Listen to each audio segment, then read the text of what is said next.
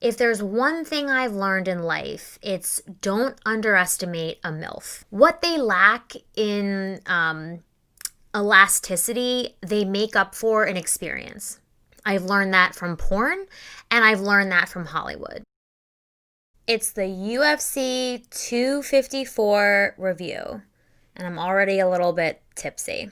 First up, Ion Kutelaba versus Magomed Ankalaev, which I can't pronounce, but they are great names. Ion Kutelaba sounds like the demon spirit you accidentally woke up on your spring break trip to South America. It's actually a great fighting name because it's cool as shit to say. Imagine having a super white bread name like Bree Hunter and going up against somebody named Magomed Ankalaev. Bruce Buffer would just be like, and fighting out of the blue corner is this dry piece of Caucasian toast, Bree Hunter. Next up, Lauren Murphy versus Lilia Shakirova. No, fuck me. Next up, Lauren Murphy versus Lauren Shakirova. Shakirova is like the badass love child of Habib and Edna Mode from The Incredibles.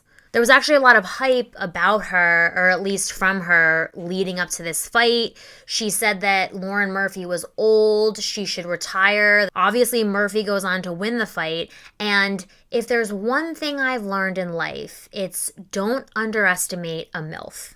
What they lack in elasticity, they make up for in experience. I've learned that from porn, and I've learned that from Hollywood. Look at Kate Beckinsale. Think of the hottest 20-something-year-old you know, and I guarantee you Kate Beckinsale could steal her boyfriend.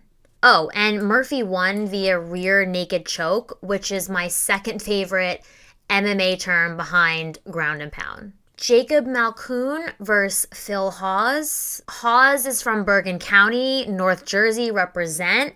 Right off the bat, I was rooting for him, and then he won via knockout in the first 18 seconds. Megan O'Leary said something like, have no fear, Jersey's here. I don't know if she was saying that because she's from Jersey or if that's something that Phil Hawes, it's like his catchphrase.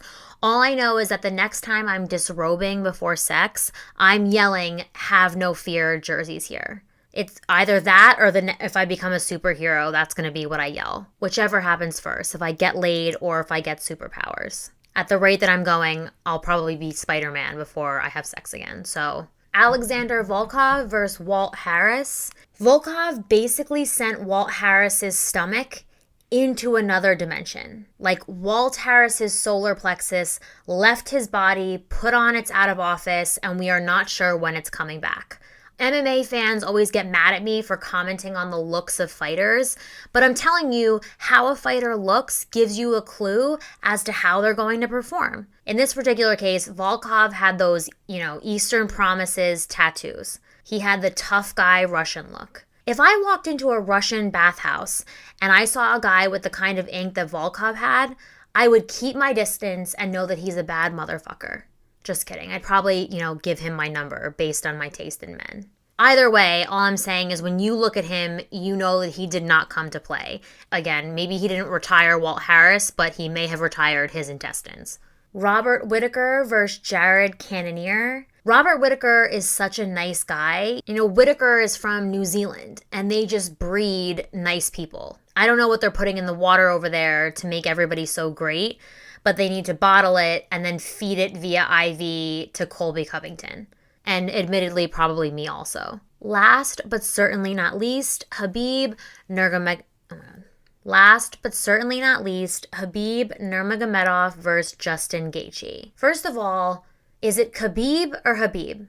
I feel stupid asking that question, but then I heard it both ways all throughout the fight. It's like the Step Brothers scene, like Pam versus Pand. Like, what the fuck is his name? How do we pronounce it? Who is the authority on this matter? My dad came out and he's like, does he just go by one name, Habib? And I'm like, yes, because after 9+ years in the sport, we still have no idea how to pronounce his last name, let alone his first name. So he's basically like the Cher or the Madonna of UFC. It's just, or Prince. It's one name only. That's the most the English-speaking people can manage at this point.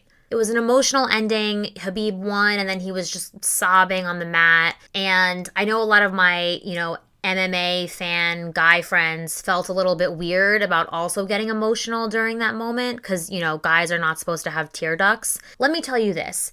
If you didn't get a little misty-eyed during Khabib's win, you're the weirdo. Like, if you didn't cry during that moment, you're a serial killer.